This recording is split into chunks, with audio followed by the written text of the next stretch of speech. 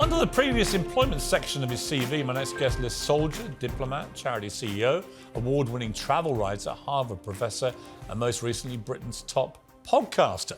But his role as politician is the subject of his new book, Politics on the Edge, which records in full, uncensored fashion the complete omni-shambles at the heart of our British political system. Well, making his uncensored debut, I am genuinely delighted to have probably the most liked politician in Britain. But the bar is low, Rory Stewart. The bar is very low. Let's start with that, because you've got out of politics. Many people, a lot of my family, wish you hadn't, wish you were right in the front line of the thing. Why did you eventually just say, I'm just done with this? I met the end with Boris Johnson. I mean, that was the end for me.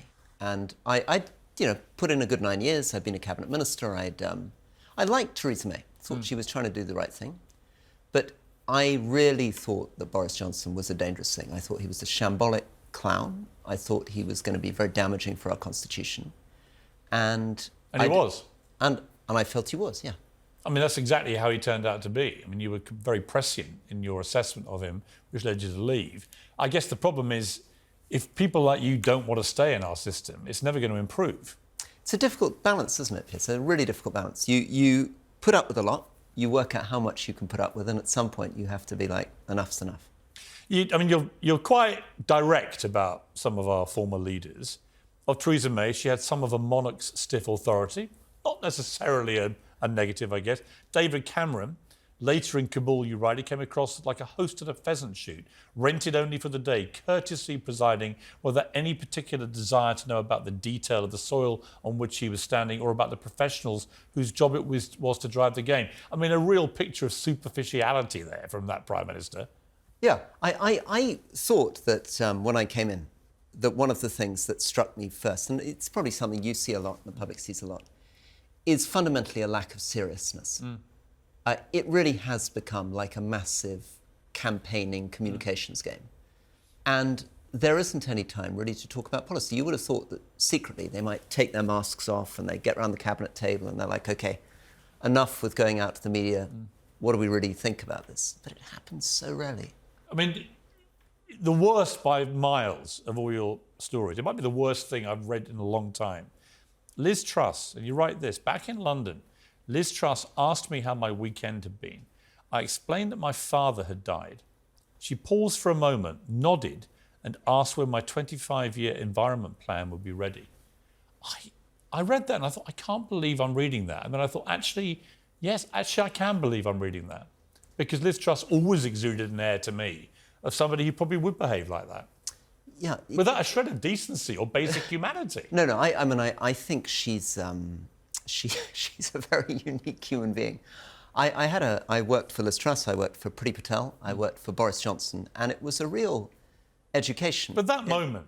Well, that was very sad for me. I mean, obviously, I love my father deeply. Of course. And I was... but I think that's more awkwardness. I think she's somebody who... But that's not awkward. That's just a total lack of basic humanity and manners, isn't it? I think she's somebody who doesn't relate very easily to other people. And maybe I'm psychologizing too much, but yeah.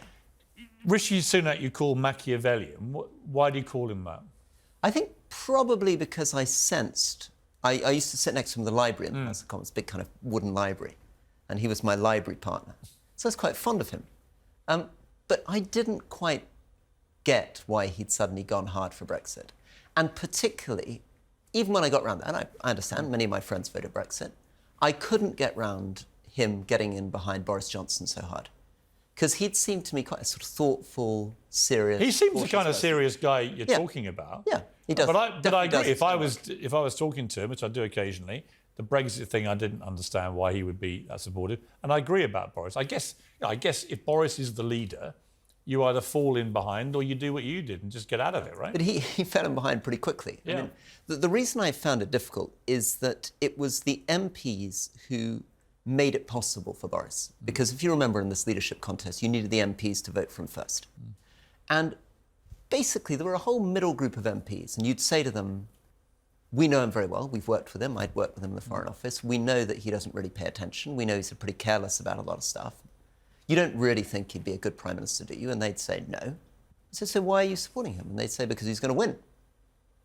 But hasn't politics always been full of charlatans and unprincipled people. And if we accept that that's a bitter reality, not all, I've met some very decent people in politics actually, but it's not entirely surprising that people like Boris Johnson, Donald Trump and others, in a televisual age, the ones who can crack a joke and make people laugh, who have a little bit less of the robot about them, and people thought Theresa May was robotic. It's not entirely surprising that they rise to the top and have a constituent that will support that. No, it's not surprising. Politics always had charlatans and bluffers, and I think we, people like me from the kind of centre ground of politics, have a lot to answer for. I think 2008 financial crisis showed that we'd mismanaged the economy. I think Iraq and Afghanistan were horrible foreign policy humiliations. And so I think people like Trump or Johnson are responding to a genuine public anger. These guys screwed up, they didn't know what they were doing. The problem is what people are choosing to do is throw them like a hand grenade at the system. But in Trump's case, it's effective. He just tears up any rules that have gone before. He doesn't care, and he has a constituent audience that don't really care what he does or what he says. Yeah, I think it's true of both of them. But I think that to counter that, there's always going to be people like Donald Trump or Boris Johnson around. What's lacking is the seriousness in the kind of middle ranks of politics. And that's why I think the system feels so broken. What do we do about it? How do we fix it?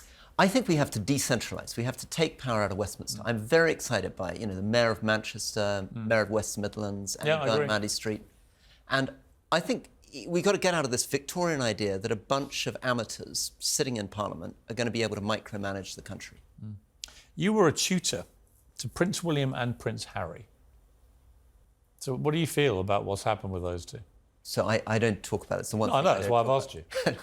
Yes, it's the one thing So no, the show's called Uncensored, Rory. Don't come on here and start self-censoring. What's the matter with you, man? I think if I'm teaching them, I owe But just on a human level. owe them confidentiality. I like them both very much. They have a lovely voice. Do you feel sad about what's happened?